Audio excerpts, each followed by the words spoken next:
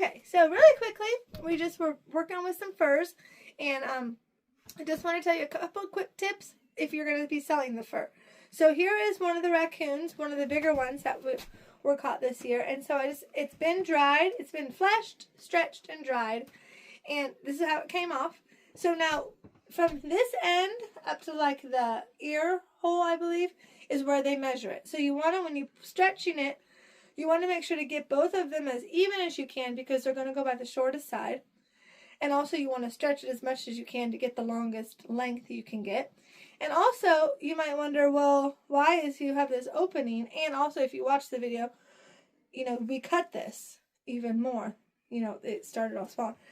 And so this is called a sight window. So what they're going to do is when the fur companies make things with the fur, they just use the back of the raccoon. They don't use the belly side. So that's why you want to cut this a good sight window for the fur buyer, because what they're going to do is they're going to take their hand and then they're going to go like this and feel how thick the fur is and how fluffy and nice that is. So that's another reason you would never do this in the summer. The raccoons, you don't want to kill them. Even though here in Iowa, it's a year-round season, but the summer and springtime and even fall, early fall, is not going to give you the best furs. So really winter, just always winter, right? Because they're not going to have this nice coat. And also they're going to check to make sure the skin is nice and white, because there are ones when the raccoons are not nice, it's a blue tint, right? And that means it's not winter. It's not winter coat. And they're blue skin, and they're not going to buy them. They don't want a blue raccoon. So that's some tips of if you're going to sell it. We're not selling it right now. This year, we're just collecting them and making stuff for the kids and having it for the Furshed.